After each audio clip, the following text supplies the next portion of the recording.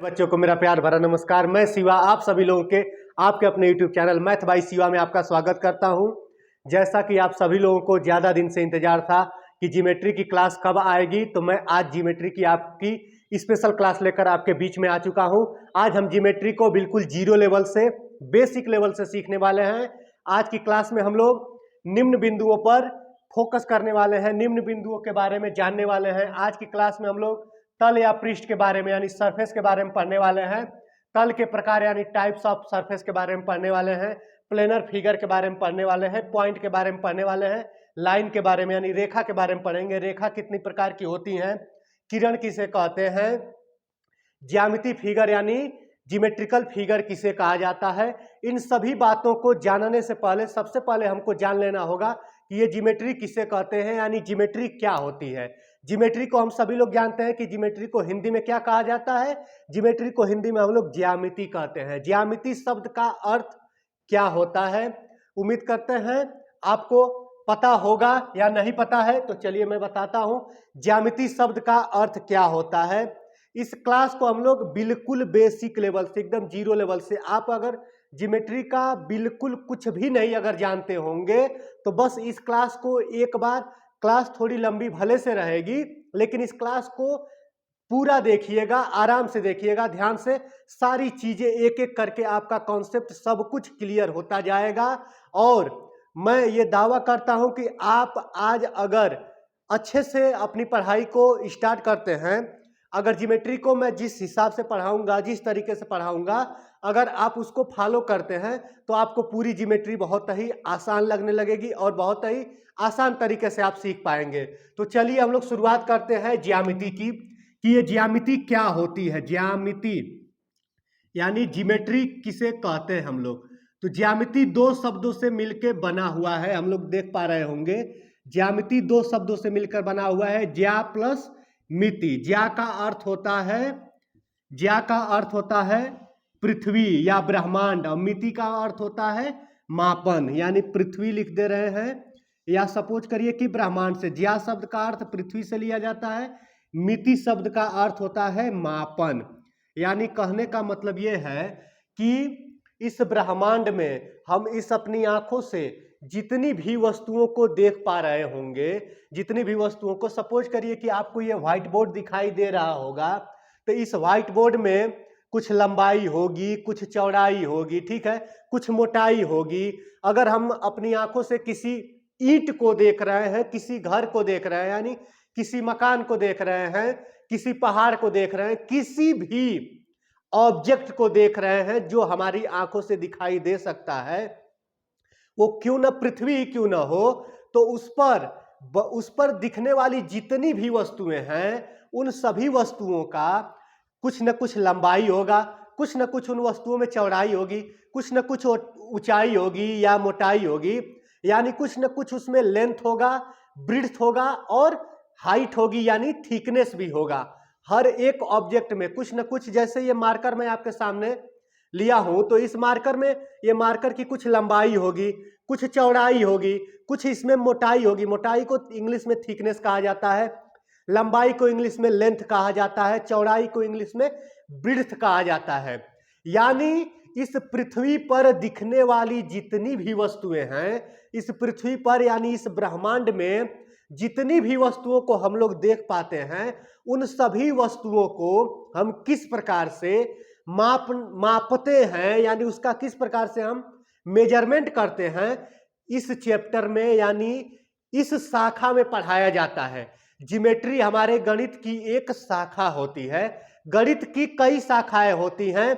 गणित की एक शाखा होती है जिसको हम लोग अर्थमेटिक कहते हैं। पिछली क्लास में हम लोग जितनी सारे चैप्टर को कवर किए हैं, वो सभी के सभी चैप्टर अर्थमेटिक के चैप्टर थे, यानी अंक गणित के चैप्टर थे। अंक गणित का कहने का मतलब ये है कि किसी न किसी अंक पर हम चाहे तो एडिशन की क्रिया कर रहे थे, यानी जोड़ने की क्रिया, घटाने की क्रिया, गुणा की क्रिया, भाग की क्रिया। भिन्न भी हमारी एक संख्या थी, यानी संख्याओं का हम जिस मैथ की जिस शाखा में हम सिर्फ और सिर्फ नंबर्स का अध्ययन करते हैं, वो हमारी अर्थमेटिक यानी अंक गणित कहलाती है। उसके बाद से गणित की एक शाखा होती है जिसको हम लोग अलजेब्रा कहते हैं। अलजेब्रा में संख्याओं के स्थान पर अक्षरों का प्रयोग होता है, यानी नंबर्स के स्थान पर अल्फाबेट्स आते हैं। और जिस गणित की आज हम आपकी शुरुआत कर रहे हैं, जिसको हम लोग हिंदी में ज्यामिति कहते हैं, इंग्लिश में ज्योमेट्री कहते हैं। ज्या शब्द का अर्थ होता है पृथ्वी और मिति शब्द का अर्थ होता है मापन। यानी पृथ्वी पर हम जितनी भी वस्तुएं देख रहे हैं, जिस भी प्रकार की वस्तुएं देख रहे हैं, सपोज करिए कि कहीं इस प्रकार का गोल स्टेडियम हम देख रहे हैं, वृत्ताकार स्टेडियम देख रहे हैं, तो स्टेडियम वगैरह भी बनता है तो उसमें भी कुछ ना कुछ मेजरमेंट किया जाता है कि हाँ उसकी व्यास क्या, उस स्टेडियम का व्यास यानी डायमीटर कितना होना चाहिए, रेडियस कितना होना चाहिए, सरकमफ्रेंस उसका यानी परिधि कितनी होनी चाहिए। इस प्रकार का किसी का खेत हो सकता है, ट्रायंगल आकार का किसी का खेत हो सकता है, या इस प्रकार से बनने वाली कोई आकृति हो सकती है। इसको हम लोग क्या कहते हैं, क्यूबाइड यानी घनाभ कहते हैं। यानी हम देख पा रहे होंगे कि पृथ्वी पर जितनी भी वस्तुएं हमें दिखाई देती हैं उनका मापन यानी उनकी गणित का अध्ययन इस ज्योमेट्री में कराया जाता है। यानी किसी भी चित्र का, किसी भी तस्वीर का लंबाई, चौड़ाई, ऊंचाई, मोटाई, इन सभी चीजों का अध्ययन हम यानी उनका मेजरमेंट किस गणित किस शाखा में करते हैं, तो गणित की ज्योमेट्री की शाखा में हम लोग इन सभी चीजों का अध्ययन करते हैं। उम्मीद करते हैं आपको समझ में आ रहा होगा। ज्यामिति दो शब्द से मिलकर बना हुआ है।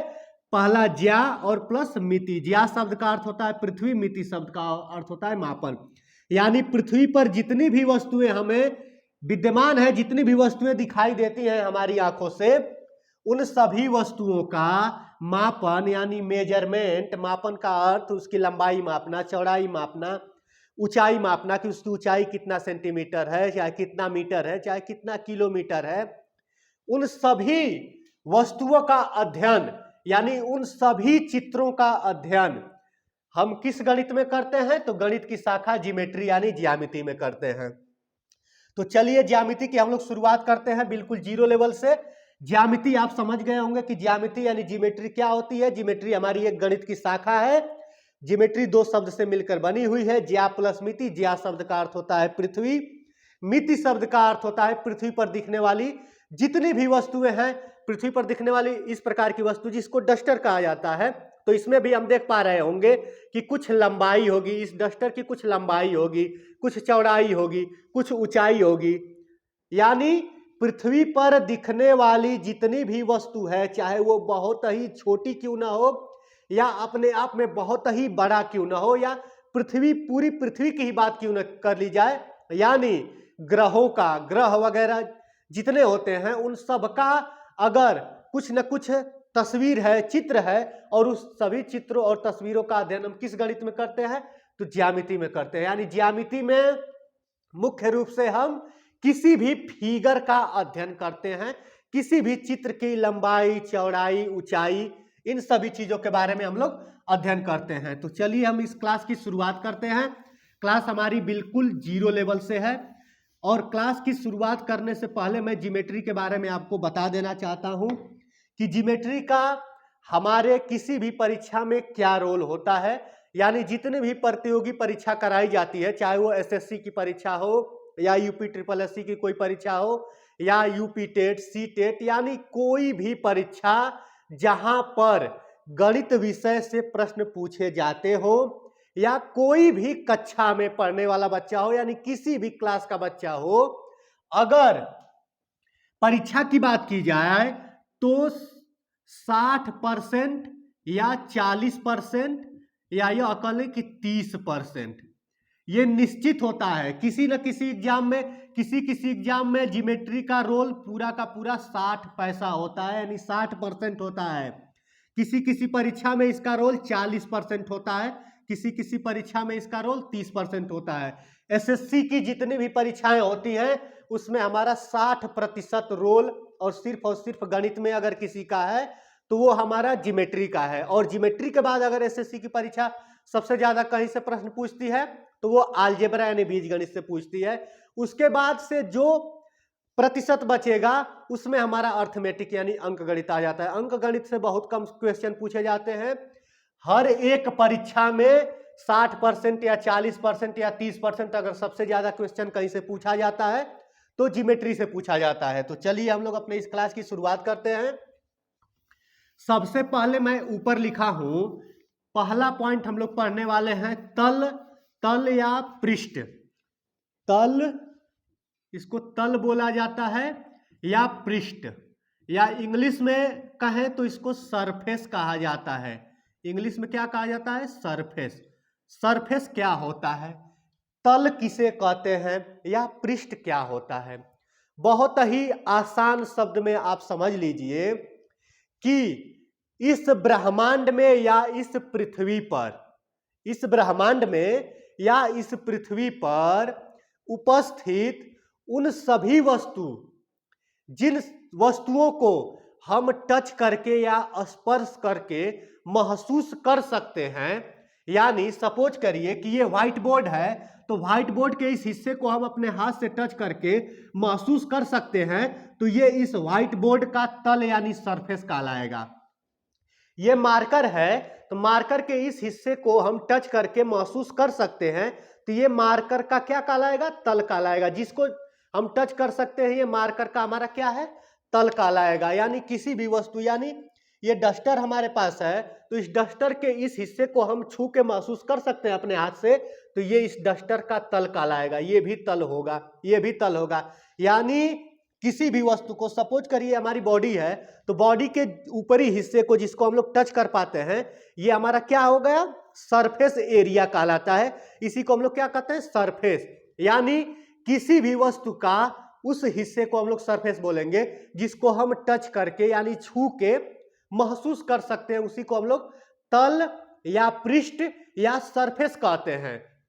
सपोज करिए कि कोई भी ऑब्जेक्ट है, अगर मान लीजिए कि यहां पर, शायद ये फिगर आप लोगों को दिख रहा होगा, यहां पे एक घर का मैं चित्र बनाया हूं, तो सपोज करिए कि मान लीजिए, उसको छोड़िए, एक कोई फिगर है, कोई मकान है, मकान है इस प्रकार से, सपोज करिए कि मकान का ये कमरा बना हुआ है, सपोज करिए ये कमरा बना हुआ है, तो इसमें जो ये ऊपर दिखाई दे रहा होगा, जो ऊपर दिखाई देगा वो छत होगा। छत को भी चाहेंगे तो टच कर सकते हैं हम, दीवार को भी चाहेंगे तो टच कर सकते हैं, या सबसे आसान भाषा में यह समझ लीजिए कि कोई भी वस्तु हो इस पृथ्वी पर उपस्थित या इस ब्रह्मांड में उपस्थित किसी भी वस्तु की मैं बात कर रहा हूं, जिसके ऊपरी सिरे को हम छू कर या टच करके महसूस कर सकते हैं, उसी को हम लोग तल या पृष्ठ कहते हैं।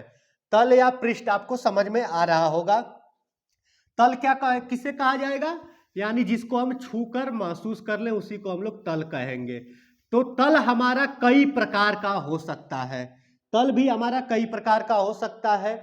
सपोज करिए कि जो हमारा ये व्हाइट बोर्ड है, तो व्हाइट बोर्ड हम देख रहे हैं कि अगर हम अपने व्हाइट बोर्ड पर यहां से हाथ लगा रहे हैं, यहां तक जा रहे हैं, तो हमारे हाथ में कोई विशेष परिवर्तन कुछ नहीं हो रहा है। लेकिन अगर यहीं पर अगर कोई गेंद रहता, गेंद के तल को मैं टच करता, तो मेरा हाथ इस प्रकार से टच करते हुए फिर नीचे की दिशा में जाने लगता। जैसे मान लीजिए मार्कर को अगर हम इस टच कर रहे हैं, तो ये भी किस प्रकार से दिख रहा है? वृत्ताकार यानी राउंडिंग में दिख रहा है, तो हम इसके तल को स्पर्श करते हुए इस प्रकार से नीचे चले जाएंगे। यानी तल भी कई प्रकार का होगा। कोई एकदम फ्लैट तल होगा, कहीं जिग जैग होगा, जिग जैग मतलब उबड़ खाबड़ टाइप में कहीं रहेगा, कहीं कर्व होगा यानी वक्र टाइप में रहेगा। यानी तल कितने प्रकार के होते हैं? अगला पॉइंट है कि टाइप्स ऑफ सरफेस, यानी कोई भी तल कितने प्रकार का होता है। तो चलिए हम लोग जानते हैं कि टाइप्स ऑफ सरफेस, यानी टाइप्स ऑफ सरफेस, यानी तल कितने प्रकार का होता है। तल कितने प्रकार का होता है? तो एक तल तो हमारे सामने ये व्हाइट बोर्ड का दिखाई दे रहा है, इसको हम छू रहे हैं, इसमें कोई परिवर्तन नहीं हो रहा है, एकदम ये मुलायम तल है। इसी को हम लोग समतल कहते हैं या प्लेन कहा जाता है। इसी को हम लोग क्या कहते हैं? समतल कहते हैं, यानी प्लेन कहते हैं, प्लेन कहा जाता है। ये हमारा क्या है? एक समतल है। शीशा क्या होता है? जिसको शीशा जो होता है, तो शीशे का तल कैसा होता है? समतल होता है। अब देखिए, समतल ये तो हो गया। अगर मान लीजिए कोई गेंद वगैरह है, फुटबॉल वगैरह या वॉलीबॉल वगैरह जो है, तो उसका तल कैसा होता है, तो उसका तल वक्र तल होता है। समतल एक हो गया, एक होता है हमारा वक्र तल। वक्र तल यानी कर्व सरफेस इसको बोला जाता है, CURVE, कर्व सरफेस इसे बोला जाता है। जैसे मान लीजिए FACE, कर्व सरफेस यानी वक्र तल। वक्र तल किसका होता है, गेंद वगैरह का तल, जिसका तल गोल यानी गोल कहा जा सकता है, उसी को हम लोग क्या कहते हैं, वक्र तल कहते हैं। कहीं कहीं पर हम तल देखते हैं तो उबड़ खाबड़ टाइप में अगर हो रहेगा, उबड़ खाबड़ टाइप में, उसको इंग्लिश में कहा जाता है zig zag. Zig zag surface, zig zag surface बोला जाता है, जिग जैग सरफेस। सरफेस के मैं 3 प्रकार आपको बता रहा हूं। पहला हो गया समतल। समतल हम किसे कहेंगे, ये जो हमारा ये व्हाइट बोर्ड का तल दिख रहा है ये समतल है। ब्लैक बोर्ड जो होता है समतल होता है। दीवार की जो तल होती है, जो प्लास्टर किया गया रहता है, वो कैसा होता है, समतल होता है। समतल मतलब सभी, वो ऐसा तल है कि सभी जगह बराबर होता है। ठीक है, उम्मीद करते हैं आपको समतल समझ में आ रहा होगा। वक्रतल क्या होता है, वक्रतल के लिए सपोज करिए, हमारे पास यहाँ पर कोई उदाहरण नहीं है, नहीं तो हम आपको दिखाते। जैसे इसका तल देखिए, तो अगर मान लीजिए सपोज करिए कि गेंद रहता, तो गेंद को हम ऐसे टच करते, गेंद के इस हिस्से को हम लोग क्या करते, टच करते, यानी वक्रतल रहेगा। गेंद इस तरह का गेंद का तल रहेगा, झुकाव में जाएगा, यानी वक्रतल होगा। और एक होता है जिग जैग। जिग जैग मतलब एक ऐसा तल, जैसे मान लीजिए सीधा जा रहा है, कहीं डाउन हो गया, फिर कहीं ऊपर चला गया, फिर डाउन हो गया, फिर ऊपर चला गया, फिर डाउन हो गया, इस तरह का तल। यानी हम अपने हाथ को अगर यहाँ पर इसके ऊपर महसूस कर रहे हैं अगर इस तल को, तो हम ऐसे यहाँ तक पहुंचेंगे तो फिर हमारा हाथ यहाँ नीचे चला आएगा, फिर यहाँ ऊपर टच करते हुए इस तरह इसके तल को हम महसूस कर सकते हैं। यानी इस तरह के तल को हम लोग जिग जैग सरफेस बोला जाता है। जो गेंद वगैरह होती है, फुटबॉल वॉलीबॉल वगैरह होता है, उसका तल कैसा होता है, वक्र तल होता है। दीवाल हो गया, आपका शीशा हो गया, ये मेरा व्हाइट बोर्ड जो दिख रहा है, ये कैसा तल है, इसका तल है हमारा समतल। समतल को इंग्लिश में क्या कहा जाता है, प्लेन कहा जाता है। प्लेन यानी समतल। चलिए आगे अब हम बताएंगे। तो हम ज्यामिति में अगर जितने भी समतल पर जितनी भी आकृतियां बन सकती हैं, सपोज करिए कि ये मेरा व्हाइट बोर्ड है, तो व्हाइट बोर्ड पर मैं जितनी आकृति बना सकता हूं, या यह कह लीजिए कि किसी दीवार पर जिन जिन आकृतियों को बनाया जा सकता है, यानी दीवार कैसी होती है, तो दीवार हमको पता है कि दीवार हमारी समतल होती है। यानी समतल पर जितनी हम आकृति बना पाएंगे या जितनी हम आकृति बना पाते हैं, उन सभी आकृतियों को समतलीय आकृति यानी प्लेनर फिगर कहा जाता है। समतलीय आकृति यानी प्लेनर फिगर कहा जाता है। समतल ज्यामिति के लिए सबसे इंपॉर्टेंट होता है। समतल का कॉन्सेप्ट जानना सबसे जरूरी हो जाता है।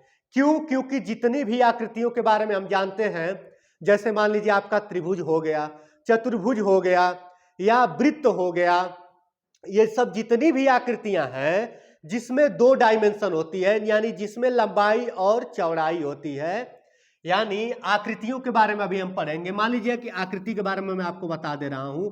आकृति को इंग्लिश में फिगर कहा जाता है। आकृति को इंग्लिश में फिगर कहा जाता है। फिगर्स यानी आकृति को इंग्लिश में क्या कहा जाता है, फिगर कहा जाता है। आकृति का मतलब होता है चित्र कह लें या तस्वीर कह लें, किसी भी चित्र यानी तस्वीर। यानी आकृति क्या होती है, आकृति का मतलब यह होता है कि अगर सपोज करिए कि मैं अपनी आंखों से किसी वस्तु को देख रहा हूं और उस वस्तु को अगर हम इस समतल पर बना दें या दिखा दें, सपोज करिए कि किसी का त्रिभुजाकार खेत है, उस खेत को मैं यहां पर सपोज करिए कि यहां पर बना दिया हूं, ये त्रिभुजाकार खेत यहां पर सपोज करिए कि बन चुका है, तो ये क्या हो गया, एक हमारी फिगर, ये फिगर हो गई या आकृति हो गई या चित्र हो गया या तस्वीर हो गया। ये एक हम तस्वीर बनाए हुए हैं, ये भी हमारा क्या है, एक तस्वीर बना हुआ है। अगर इस पर किसी हम आदमी का चित्र बना दें तो वो भी हमारा क्या कहलाएगा, एक तस्वीर यानी एक फिगर कहलाएगा। तो फिगर भी दो प्रकार के होते हैं। कुछ फिगर ऐसे होते हैं जिनको हम समतल पर बना सकते हैं, कुछ फिगर ऐसे होते हैं जिनको हम समतल पर नहीं बना सकते हैं। सपोज करिए कि ये त्रिभुजाकार खेत है, तो इसको हम समतल पर बना लिए हैं। किसी का खेत वृत्ताकार है, इसको भी हम समतल पर बना सकते हैं, यानी इस तरह के आकार को वृत्त कहते हैं। जहां पर इस तरह की आकृति दिखती है इसको त्रिभुज बोलते हैं। अगर इस तरह की आकृति दिख रही है तो इसको हम लोग बना ले रहे हैं। चतुर्भुज की आकृति किसी को दिख रही होगी तो चतुर्भुज भी हम बना सकते हैं। समतल पर तो ये सब आकृतियां बना सकते हैं, लेकिन सपोज करिए कि अगर हमको पूरा का पूरा घर बनाना रहे, तो अगर हम किसी घर को अगर समतल पर बनाएंगे तो वो पूर्ण रूप से उसको हम नहीं बना पाएंगे। जब भी बनाएंगे तो उसको हम आभासी रूप से बना पाएंगे। आभास होगा कि हाँ वो एक घर है, घर के हर एक हिस्से को हम नहीं देख पाएंगे। अगर हम सपोज करेंगे कि किसी समतल पर किसी घर को बना दे और घर के अंदर की दीवार को हम देख पाएं, तो घर के अंदर की दीवार को हम नहीं देख पाएंगे। घर के अंदर की छत को हम देख पाएं तो नहीं देख पाएंगे। यानी कुछ तस्वीर या कुछ आकृतियां ऐसी होती हैं जिनको व्यक्त करने के लिए, दर्शाने के लिए, दिखाने के लिए, रिप्रेजेंट करने के लिए सिर्फ और सिर्फ दो भुजाओं यानी टू साइड्स की आवश्यकता होती है, यानी टू साइड्स की नीड्स होती है उसको। उस तरह की आकृतियों को हम लोग टू डायमेंशन फिगर कहते हैं। यानी फिगर भी दो प्रकार का होता है। एक होता है हमारा 3D फिगर, एक होता है हमारा 3D फिगर, एक होता है हमारा 2D फिगर। 2D फिगर को हम लोग कहते हैं टू डायमेंशनल, दो विमीय। 2D फिगर एक होता है, एक हमारा होता है 3D फिगर। दो तरह की आकृतियां होती हैं। 3D फिगर एक होता है कि 3D फिगर को हम कभी भी किसी समतल पर या किसी दीवार पर नहीं बना पाएंगे। 3D फिगर को हम लोग किसी समतल या दीवार पर नहीं बना सकते, लेकिन 2D फिगर को हम लोग पूर्ण रूप से बना लेते हैं। क्यों? क्योंकि 2D फिगर के लिए सिर्फ और सिर्फ दो डायमेंशन की आवश्यकता होती है। 2D फिगर में जैसे हमारा सर्कल हो गया, ट्रायंगल हो गया, यहां पर जितनी मैं आकृतियां बनाया वो सब 2D फिगर है। लेकिन अगर हमको घर बनाना रहे तो घर पूर्ण रूप से नहीं हम बना पाएंगे। घर हमारा कैसी आकृति है? तो घर हमारी 3D आकृति है, यानी ऐसी आकृति जिसको बनाने के लिए ऊंचाई की भी आवश्यकता हो। लंबाई और चौड़ाई तो सभी आकृतियों में आवश्यकता पड़ेगी, यानी लंबाई, चौड़ाई और ऊंचाई जिस आकृति को बनाने के लिए तीन चीजों की आवश्यकता हो, उस तरह की आकृतियों को हम लोग 3D फिगर कहते हैं। 3D फिगर में जैसे घर हो गया, मकान हो गया, पर्वत हो गया, पहाड़ हो गया, बहुत सारी वस्तुएं हैं। हम 2D फिगर का मतलब कि जैसे खेत वगैरह हो गया, ये दीवार का, ये व्हाइट बोर्ड कैसा है, दीवार कैसी है, यानी कुछ तल को हम लोग बना पाएंगे जिसको सिर्फ और सिर्फ लंबाई और चौड़ाई की आवश्यकता रहेगी, उसको हम लोग 2D फिगर में बना सकते हैं। चलिए, आपको फिगर समझ में आ रहा होगा। अब हम लोग बात करते हैं समतल की। समतल क्या होता है? समतल की बात करते हैं। ज्योमेट्री की अब हम शुरुआत अब स्टार्ट कर दिए हैं। सबसे पहले हम पढ़ने जा रहे हैं समतल के बारे में कि समतल क्या होता है। तो समतल हम बताए हैं, सम मतलब होता है बराबर, इक्वल, ऐसा सरफेस जो हर जगह बराबर हो या हर जगह समान हो। सपोज करिए कि ये व्हाइट बोर्ड इस समतल का सबसे बेहतरीन उदाहरण होता है। कोई दीवार ले लीजिए या कोई आपके घर में शीशा वगैरह होगा, तो शीशा पर ऐसे अगर हम हाथ से टच करेंगे तो उसका तल कहीं पर उबड़ खाबड़ नहीं होता है, ठीक है, या कहीं पर ऐसे वक्र टाइप में नहीं होता है, यानी सब जगह फ्लैट होता है, फ्लैट, एकदम फ्लैट रहेगा। उसी को हम लोग क्या कहते हैं? समतल कहते हैं। समतल हमारा किस तरह का आकृति होगी? मान लीजिए इसी व्हाइट बोर्ड के तरह की आकृति होती है। सपोज करिए कि ये व्हाइट बोर्ड मैं बना दिया हूं अपना। ये जो आकृति है, अगर इस व्हाइट बोर्ड में यहां से हम अपना हाथ टच करेंगे तो सभी जगह इसका तल समान होगा। तल किसे कहते हैं? उसको कहा जाता है जिसको हम छू के अपने हाथ से महसूस कर लेते हैं, अभी मैं बताया हूं। तो अगर ये इस तरह का ये व्हाइट बोर्ड है या ब्लैक बोर्ड ही है, तो इसके इस ऊपरी हिस्से को अगर हम टच कर पाते हैं तो यही इसका तल कहलाता है। और इसका तल कैसा है? समतल है, यानी सभी जगह बराबर है। इस तरह के तल को हम लोग प्लेन या समतल कहा जाता है। अब देखिए समतल में क्या गुण होता है। तो समतल में दो चीजें पाई जाती हैं। किसी भी समतल में दो चीजें पाई जाती हैं। ज्योमेट्री में पढ़ाना आपको स्टार्ट कर दे रहा हूं, शुरू कर दिया हूं। मैं आपको एक चीज बताना चाहता हूं कि ज्योमेट्री में कुछ फिगर यानी कुछ तस्वीर ऐसी हैं जो अपने आप में अनंत होती है, यानी इनडेफिनिट होती हैं। उसको हम बना नहीं पाते हैं, उसको हम बना नहीं पाते हैं, लेकिन सीखने के लिए उसको आभासी रूप से व्यक्त करके उसके गुणों के बारे में हम पढ़ लेते हैं। जैसे मान लीजिए ये समतल होता है, तो समतल सिर्फ और सिर्फ ऐसा थोड़े होता है। अगर मेरा व्हाइट बोर्ड इतना बड़ा है तो समतल इतना ही बड़ा थोड़े होगा। अगर ये दीवार सामने जो दीवार है इतनी बड़ी दीवार है तो समतल बस इसी दीवार भर का थोड़े हो जाएगा। समतल हमारा एक ऐसा आकृति होती है, समतल एक ऐसी आकृति होती है जिसमें LENGTH लेंथ यानी लंबाई और चौड़ाई होती है। चौड़ाई को ब्रीड्थ कहा जाता है, ADTH, लंबाई और चौड़ाई। किसी भी समतल में दो चीजें पाई जाती हैं। किसी भी समतल में दो चीजें पाई जाती हैं, एक तो लंबाई, एक चौड़ाई। किसी भी समतल में यानी किसी भी प्लेनर फिगर में या भी किसी भी समतलीय आकृति में सिर्फ और सिर्फ दो चीजें पाई जाएंगी। उसको हम लोग कैसा फिगर कहेंगे? 2D फिगर कहेंगे। समतल एक हमारी ऐसी आकृति होती है जिसमें लंबाई और चौड़ाई पाई जाती है। अब देखिए समतल को इस दिशा में भी अनंत तक बढ़ाया जा सकता है, इस दिशा में भी अनंत तक। यानी कहने का मतलब किसी भी प्लेन को यानी किसी भी समतल को हम चारों दिशाओं में अनंत दूरी तक यानी इंडेफिनिट लेंथ तक बढ़ा या घटा सकते हैं। यानी बढ़ा या घटा नहीं सकते हैं।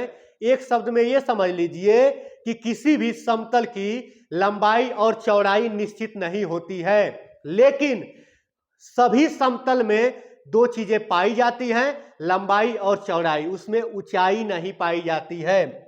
किसी भी समतल में हाइट नहीं पाई जाती है, HIGHT।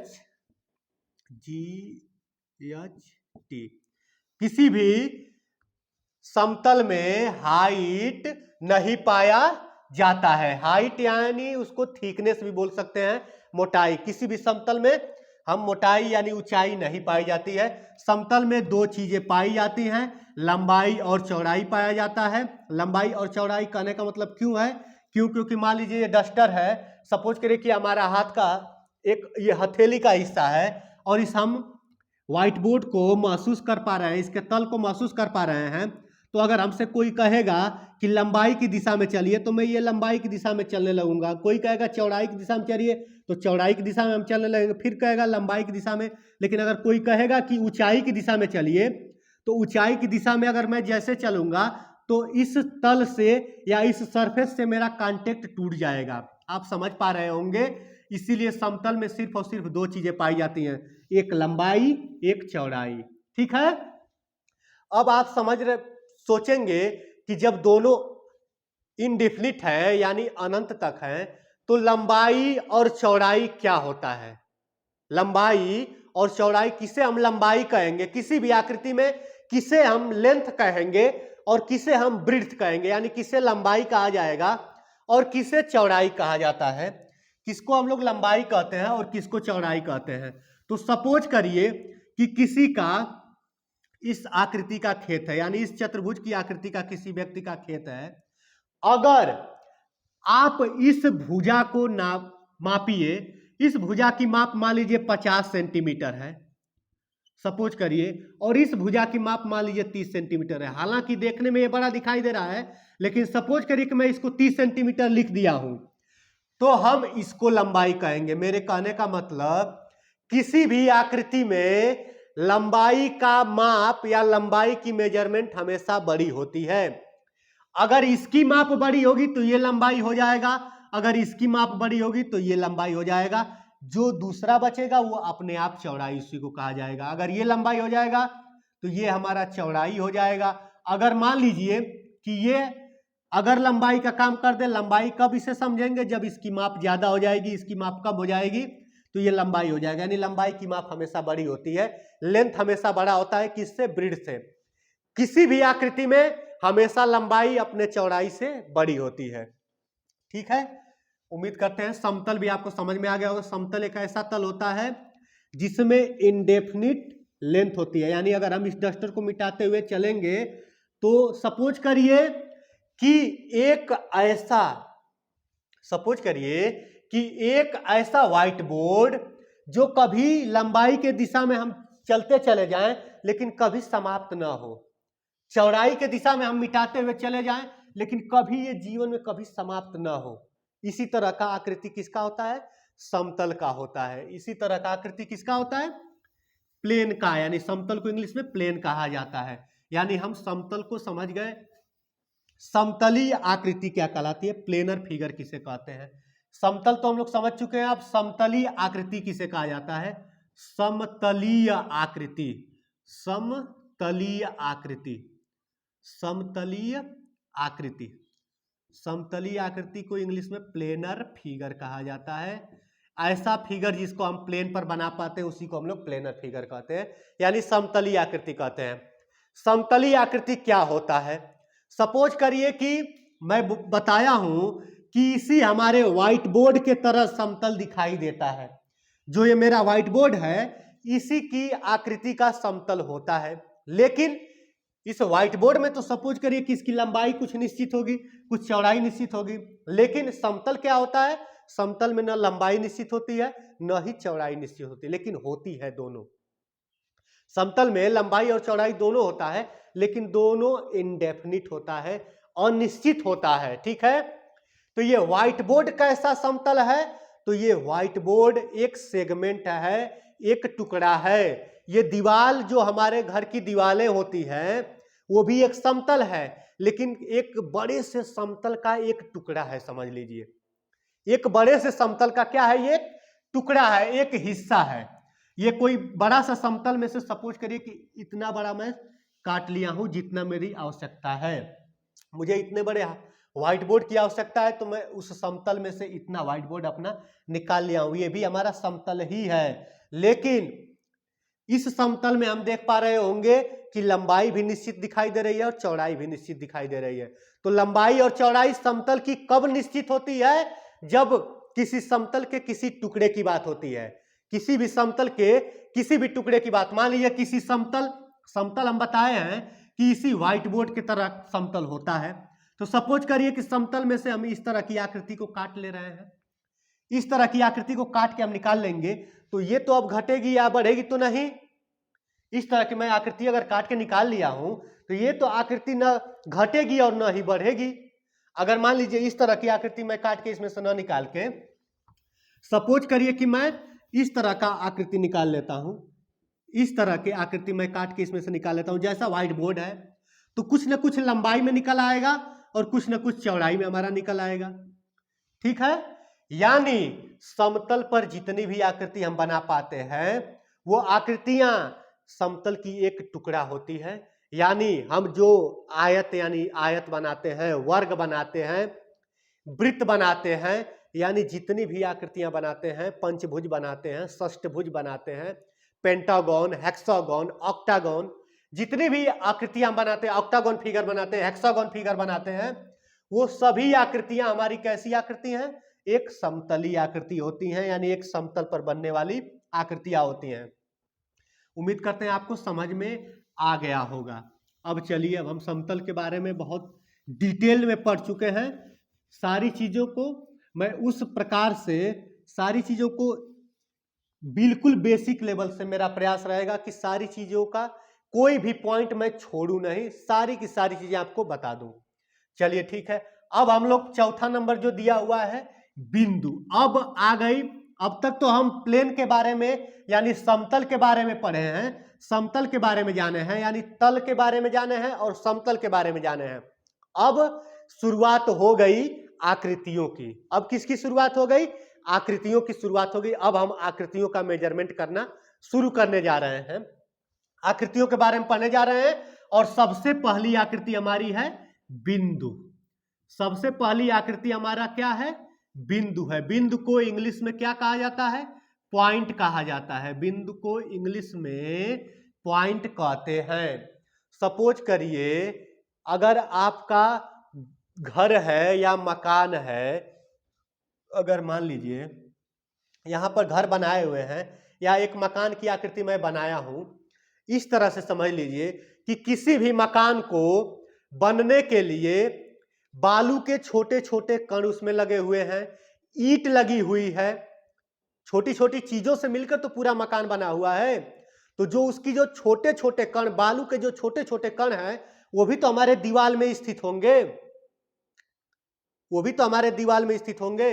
यानी कहने का मतलब अगर हमको ज्योमेट्री की शुरुआत करनी है, किसी भी चित्र की शुरुआत करनी है, तो किसी भी चित्र की शुरुआत इसी बिंदु से होती है। यानी इस बिंदु के बिना पूरी ज्योमेट्री व्यर्थ है। इस बिंदु के बिना पूरी ज्योमेट्री हमारी व्यर्थ मानी जाती है। क्यों? क्योंकि ज्योमेट्री में बिंदु सभी आकृतियों का आधार होता है। यानी किसी भी आकृति को बनाने के लिए हमें किसकी आवश्यकता होती है? बिंदु की आवश्यकता होती है। बिंदु यानी पॉइंट की आवश्यकता होती है। पॉइंट देखने में कैसा होता है? तो पॉइंट देखने में एक डॉट को ही हम पॉइंट कहते हैं। जैसे यहां पर डॉट बना दिए, पॉइंट हो गया, ये हमारा डॉट हो गया, एक पॉइंट हो गया।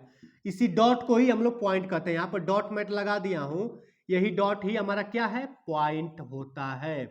अब पॉइंट का गुण क्या होता है? जैसे प्लेन में हम लोग गुण पढ़े हैं कि प्लेन में क्या क्या चीजें पाई जाती है। ये क्वेश्चन पूछा जाता है एग्जाम में, इस तरह क्वेश्चन पूछा जाएगा कि किसी भी समतल में क्या क्या स्थित होता है। तो समतल में सिर्फ और सिर्फ दो चीजें स्थित होती हैं, लंबाई, चौड़ाई। समतल में कोई ऊंचाई नहीं होती है। इसी प्रकार से पूछा जा सकता है कि किसी भी बिंदु में क्या क्या चीजें पाई जाती हैं। तो आइए हम लोग देखते हैं बिंदु में क्या क्या चीजें पाई जाती हैं। तो बिंदु भी हमारी एक समतल के तरह ही एक आकृति है जिसके बारे में अंदाजा लगाना बहुत मुश्किल है।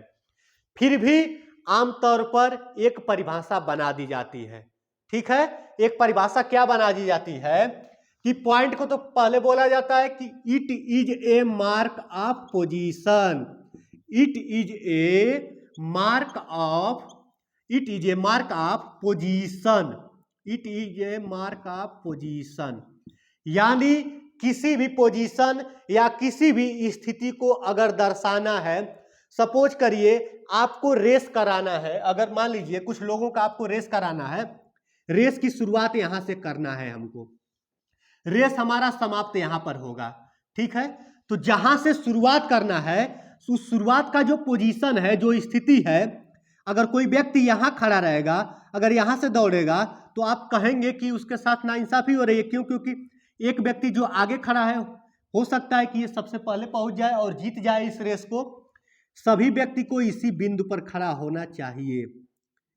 जो ये लाइन मैं खींच रहा हूं यहां पर, ये क्या है? एक पोजीशन को मार्क कर रहा है कि यहीं से रेस स्टार्ट होगी और जो यहां पहुंच जाएगा, ये यहां पर भी एक पोजीशन दिखाया जा रहा है, जो यहां तक पहुंच जाएगा वो रेस को जीत जाएगा।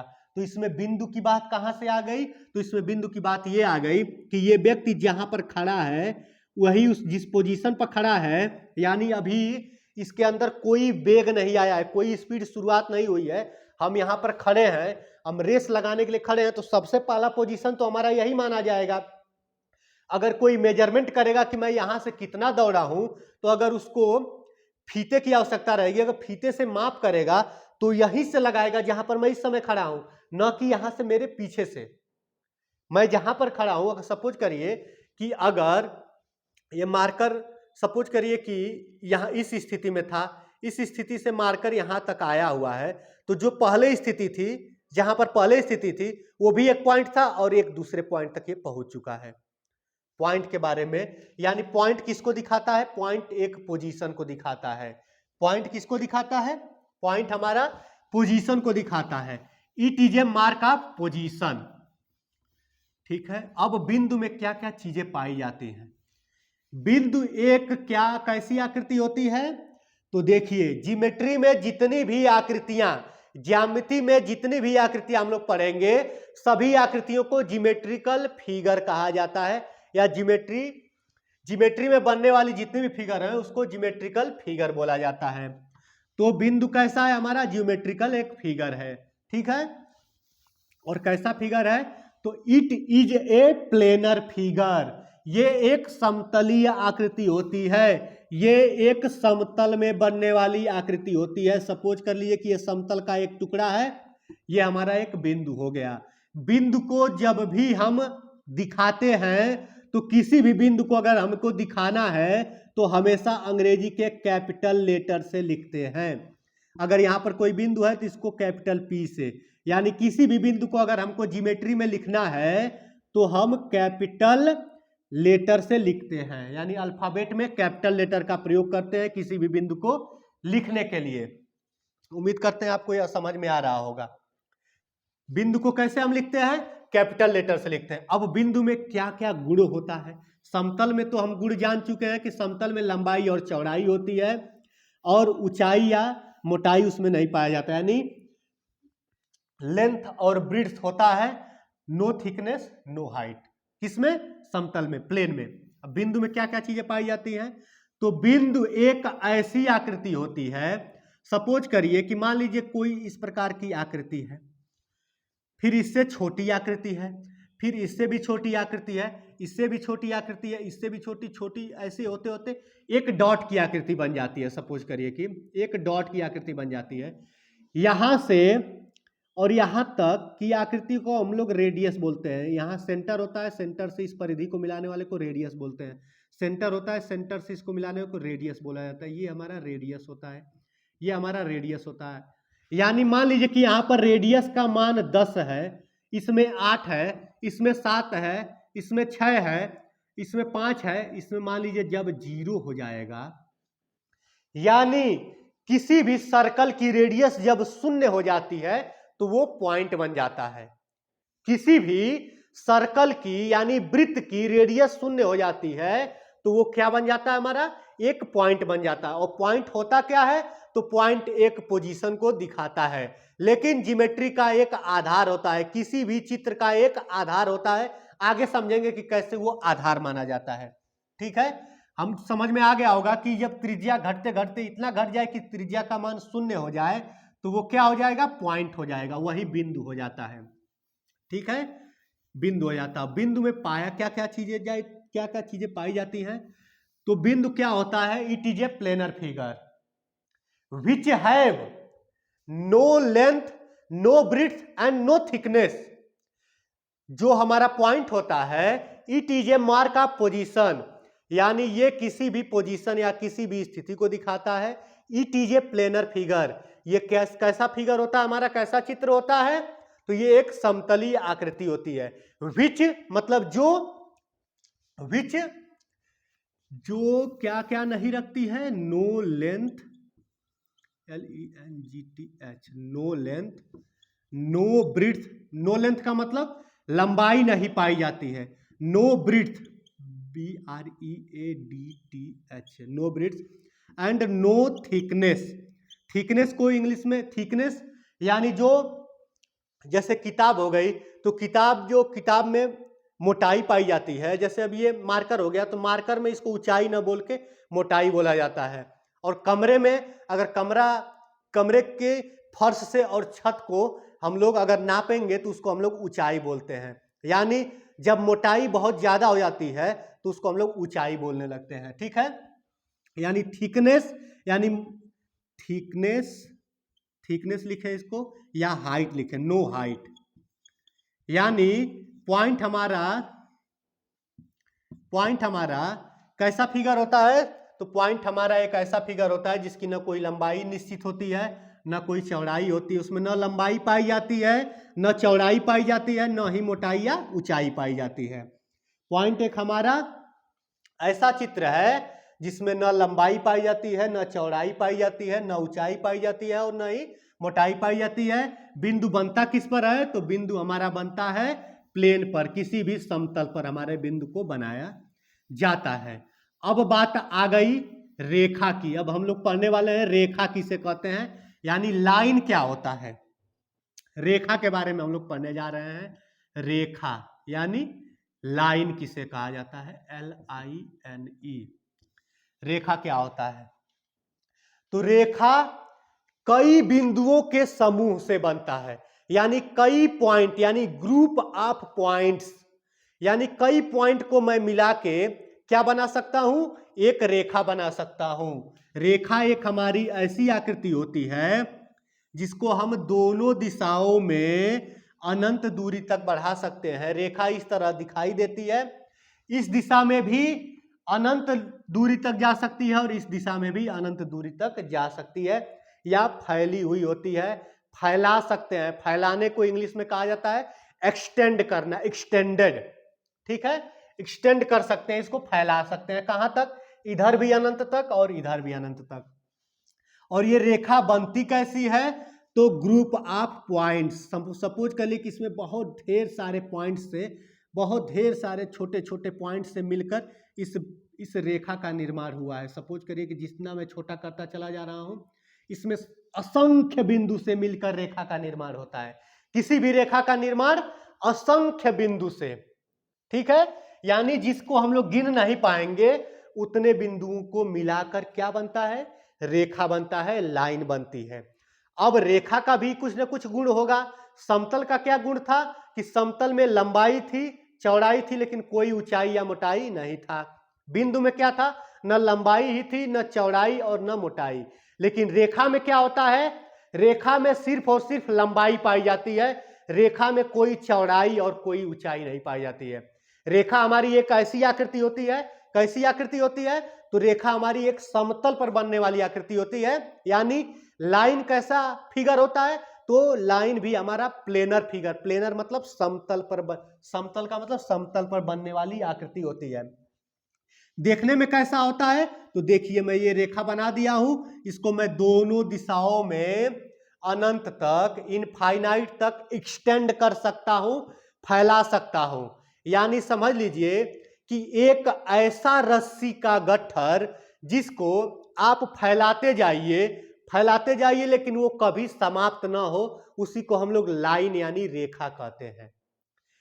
एक ऐसा वायर यानी तार जिसको हम फैलाते जाएं, दोनों दिशाओं में फैलाते जाएं, खींचते जाएं, या एक ऐसा जो रबड़ वगैरह होता है उसको इतना खींचते जाएं कि जो कभी समाप्त यानी टूटे ना, खत्म ना हो, उसी तरह की आकृति को हम लोग क्या कहते हैं, उसी तरह की आकृति को हम लोग लाइन या रेखा कहते हैं।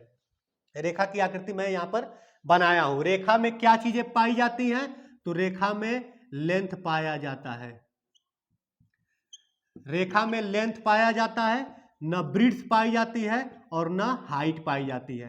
किसी भी रेखा में कोई चौड़ाई नहीं होती है, चौड़ाई रेखा की 0 होती है, और रेखा में ऊंचाई भी 0 होती है, रेखा में सिर्फ और सिर्फ होगी लंबाई। लेकिन रेखा को जब मैं बता रहा हूं कि अनंत दूरी तक एक्सटेंड किया जा सकता है, फैलाया जा सकता है, यानी रेखा की लंबाई कितनी होती है, तो रेखा की लंबाई अनलिमिटेड होती है, जिसकी कोई लिमिट नहीं होती। हम लिमिट के बारे में जानते ही नहीं है, क्यों, कहां तक फैलाएंगे। रेखा एक ऐसे रस्सी के गट्ठर को हम लोग कहते हैं जिसको हम लोग खोलते जाएं यानी फैलाते जाएं, लेकिन वो कभी समाप्त ना हो, उसी को हम लोग लाइन यानी रेखा कहते हैं। ठीक है, यहां पर मैं एक लाइन रेखा बनाया हूं, यहां ये तीर दर्शा रहा है, जो ये तीर का निशान मैं बनाया हूं दोनों तरफ, ये तीर दर्शा रहा है कि इस रेखा को मैं इधर इस दिशा में बनाता चला जाऊं, कभी समाप्त नहीं होगा, इसको इस दिशा में बनाता चला जाऊं, ये भी कभी समाप्त हमारा न हो। उम्मीद करते हैं रेखा आपको समझ में आ रहा होगा। रेखा भी कैसी फिगर है, प्लेनर फिगर होती है। चलिए अब हम लोग रेखा का प्रकार पढ़ते हैं कि टाइप्स ऑफ लाइन्स, यानी रेखा कितने प्रकार का हो सकता है, रेखा हमारा कितने प्रकार का होता है, यानी लाइन, यानी टाइप्स ऑफ लाइन्स, लाइन्स मतलब रेखा। रेखा हमारी कितनी प्रकार की होती है, तो रेखा हमारा 3 प्रकार का होता है। एक होती है सीधी रेखा, रेखा हमारा कितने प्रकार का होता है, 3 प्रकार का। एक हमारा सीधी रेखा, एक हमारा वक्र रेखा, एक हमारा वक्र रेखा, और एक हमारा तीसरा जो होगा टेढ़ा मेढ़ा यानी टेढ़ी मेढ़ी, टेढ़ी मेढ़ी रेखा, टेढ़ी मेढ़ी रेखा, जिसको कहते हैं जिगजैग लाइन कहा जाता है। टेढ़ी मेढ़ी रेखा को क्या कहा जाता है? जिगजैग लाइन कहा जाता है। सबसे पहला हमारा होता है स्ट्रेट लाइन। स्ट्रेट लाइन यानी सीधी रेखा। सीधी रेखा मैं अभी जस्ट बनाया था। ये हमारी कैसी रेखा है? सीधी रेखा है, यानी ये कहीं पर राउंड नहीं करेगी, मुड़ेगी नहीं। अगर जिस दिशा में रेखा निकल चुकी है, सपोज करिए कि अगर इस दिशा में रेखा निकल चुकी है तो ये कभी भी अपने रास्ते को भटकेगी नहीं। इस तरह की रेखा को हम लोग क्या कहते हैं? सीधी रेखा। यानी सीधी रेखा अगर मान लीजिए इस दिशा में, आपके दिशा में चली गई है तो कभी ये दिशा अपनी नहीं बदलती है। कभी भी सीधी रेखा अपनी दिशा को नहीं चेंज करती है। जिस दिशा में वो निकल चुकी है उस दिशा में वो चलती हुई चली जाती है। उस तरह की लाइन को, उस तरह की रेखा को हम लोग सीधी रेखा कहते हैं। उसके बाद से क्या आ जाएगा? उसके बाद से हमारा आ जाएगा वक्र रेखा। वक्र रेखा कैसा होता है? तो वो हमेशा अपनी दिशा को बदलता रहेगा। सपोज करिए कि अगर मान लीजिए यहां से ऐसे चल रही है रेखा, ऐसे कभी ऊपर नीचे ऐसे झूमती हुई, डांस करती हुई ऐसे चलती है रेखा, ठीक है, जो ऐसे घूमती हुई इधर उधर इधर उधर इधर उधर चलती है, उस तरह की रेखा को हम लोग क्या कहते हैं? तो उस तरह की रेखा को वक्र रेखा कहते हैं। वक्र रेखा यानी बार बार अपने दिशा को बदले और एक फ्लो बनाया रहे, यानी एक राउंडिंग बनाई रहे। स्नेक जैसे चलते हैं, यानी सर्प वगैरह जैसे चलते हैं, ठीक है। जिगजैग लाइन हमारी कैसी होती है? तो जिगजैग लाइन भी एक स्ट्रेट लाइन होती है, लेकिन उसमें दिशा बदली रहती है। वक्र रेखा में हमारा, वक्र रेखा देखिए यहां पर चला हुआ है, ये सीधी रेखा थी और यही देखिए वक्र रेखा यानी राउंडिंग किस तरह चली हुई है, यानी ये वक्र रेखा है हमारा, ठीक है। यहां ऊपर बना रहे हैं, सबका फिगर हम ऊपर बना दे रहे हैं। वक्र रेखा कैसा होता है, सीधी रेखा कैसी होती है और जिगजैग लाइन कैसी होती है, तीनों में क्या डिफरेंस होता है देखिए। ये देखिए, ये जो हमारा मैं बना दिया हूं, ये हमारी स्ट्रेट लाइन है, ये हमारा स्ट्रेट लाइन बना दिए हैं हम। फर्स्ट ये बनाए हैं, ये स्ट्रेट लाइन यानी इस दिशा में निकल चुका है तो ये दिशा अपना नहीं भटकेगा। अब मैं बना रहा हूं कर्व लाइन, कर्व लाइन मैं बना रहा हूं, जिसको वक्र रेखा कहते हैं। देखिए इसकी दिशा हमेशा चेंज होती रहेगी, कर्व लाइन की हमेशा दिशा चेंज होती रहेगी।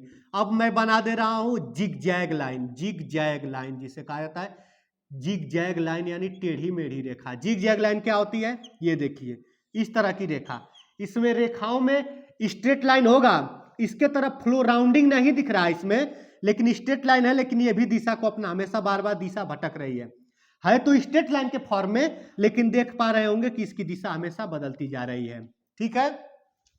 यानी ये हमारे कर्व लाइन इस तरह की लाइन दिखेगी तो तुरंत समझ लीजिएगा कि ये हमारा कर्व लाइन यानी वक्र रेखा है।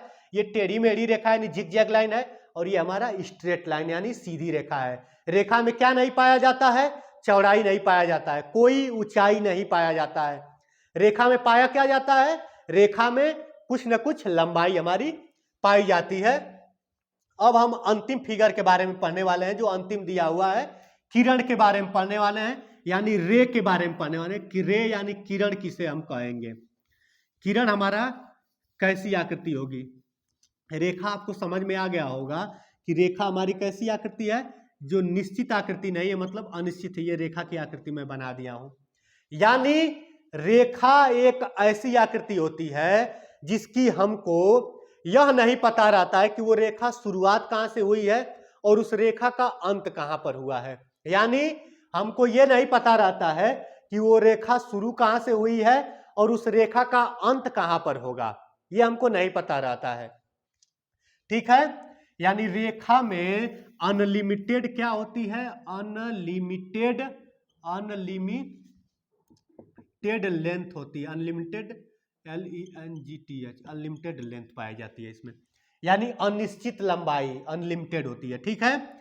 अब हम लोग पढ़ने जा रहे हैं रे यानी किरण के बारे में पढ़ने जा रहे हैं। किरण क्या होता है? किरण किसे कहते हैं? सपोज करिए कि एक ऐसी रेखा है जिसको हमें पता चल जाए कि ये रेखा यहीं से चलना स्टार्ट कर रही है। सपोज करिए कि कोई ऐसी रेखा जिसके बारे में हमको ये पता चल जाए कि ये रेखा यहीं से शुरुआत हुई है, यहीं से शुरुआत होकर इस दिशा में गई है, यानी हमको इसका शुरुआत का बिंदु पता चल गया, या यह कह लीजिए कि प्रारंभिक बिंदु पता चल गया, या इंग्लिश में कह लीजिए कि इनिशियल पॉइंट पता चल गया, इंग्लिश में कह लीजिए कि इनिशियल पॉइंट पता चल गया, इसका हमको प्रारंभिक बिंदु पता चल गया, तो इस तरह की रेखा को हम लोग किरण कहते हैं। ठीक है, किरण, ये समझ लीजिए कि किरण जिस प्रकार से रेखा में दो दिशाएं पाई जाती है, किरण में सिर्फ और सिर्फ एक दिशा पाई जाती है। सपोज करिए कि सूर्य से अगर किरणें आती हैं, सूर्य से अगर किरणें आती हैं, तो जैसे मान लीजिए यहां पर सूर्य बना हुआ है, तो किरण निकलेगा, तो यहां से अगर कोई किरण निकल रही है तो वो इस आगे की दिशा में जाएगी, न कि यहां से पीछे हो जाएगी सूर्य से, उसके अंदर तो चली नहीं जाएगी। सूर्य भी तो पृथ्वी से कई गुना बड़ा है, तो वो प्रकाश उसके आगे की तरफ जाएगा। सपोज करिए कि मैं अगर यहां से टार्च में जला रहा हूं, सपोज करिए कि ये टार्च है, अगर इस टार्च को हम जला रहे हैं तो इसका प्रकाश यहां से शुरू होगा, हमको पता है कि ये प्रकाश निकल कहां से रहा है, यानी प्रारंभिक बिंदु हमको पता है। प्रारंभिक बिंदु को इंग्लिश में इनिशियल पॉइंट कहा जाता है, यानी शुरुआती बिंदु पता है, और ये किरण इस दिशा में कहां तक जाएगी ये हमको नहीं पता है। ठीक है, यानी जिसका हमें प्रारंभिक बिंदु पता है, अंत बिंदु न पता हो, यानी जिसका हमको प्रारंभिक बिंदु पता हो, अंत, उसका अंत कहां हो रहा है नहीं पता हो, उस तरह की रेखा को हम लोग क्या कहते हैं, किरण कहते हैं। उम्मीद करते हैं जितनी पॉइंट्स मैं बताया हूं सब आपको समझ में आ गया होगा। ठीक है, बहुत हम धीरे धीरे सारी चीजें कवर किए हैं। उम्मीद करते हैं ये सारी चीजें आपको समझ में अच्छे तरीके से आ गई होगी। अगर ये क्लास आपको अच्छी लगी हो तो इस क्लास को ज़्यादा से ज़्यादा लोगों तक पहुंचाने में हमारी हेल्प जरूर करें, और अगर अभी तक आप हमारे चैनल को सब्सक्राइब नहीं किए हैं तो हमारे चैनल को सब्सक्राइब जरूर कर लीजिए। आगे आने वाली क्लास में हम लोग पढ़ने वाले हैं रेखा और कोण के बारे में। जो अगले नेक्स्ट क्लास जो हमारी आएगी रेखा और कोण की आएगी, उससे जो नेक्स्ट क्लास आएगी हम लोग रेखाखंड के बारे में जब सारी चीजें पढ़ चुके रहेंगे तब हम लोग ट्रायंगल के यानी त्रिभुज के बारे में पढ़ेंगे। फिर अगली क्लास में चतुर्भुज, फिर हम लोग वृत्त। सारे चैप्टर को हम लोग बहुत ही बेहतरीन तरीके से, अच्छे तरीके से क्या करेंगे, खत्म करेंगे। अगर आपको ये सारी चीजें समझ में नहीं आई होंगी तो एक बार इस क्लास को फिर से दोबारा देख लीजिएगा, आपको ये सारी चीजें समझ में आ जाएंगी। अगर नहीं समझ में आ रहा है तो उसको क्या करिए कि कहीं ना कहीं नोट करके मेरे हर एक बात को समझने का प्रयास करिए, उसको एक जगह कहीं नोट करिए।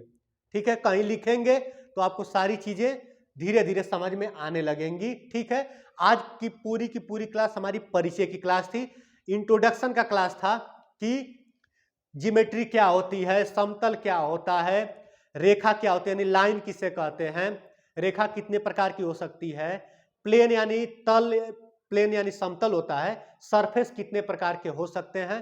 तो ये सारी चीजें हम बहुत अच्छे तरीके से जान चुके हैं, सीख चुके हैं। इस क्लास से हमेशा जुड़े रहिएगा। मेरा प्रयास रहेगा कि मैं आपको किसी भी चैप्टर को जितना मुझसे हो सकता है, जितनी उसमें सारी चीजें आती हैं, अगर मैं कुछ चीजें छोड़ देता हूं तो आप हमसे कमेंट बॉक्स में पूछ सकते हैं कि सर इस चीज को बता दीजिए, मैं अपने अगले क्लास में बता दिया करूंगा, लेकिन हमसे पूछ जरूर लिया करिएगा। ठीक है, तो फिर मिलते हैं आपसे अगले क्लास में। ठीक है, धन्यवाद।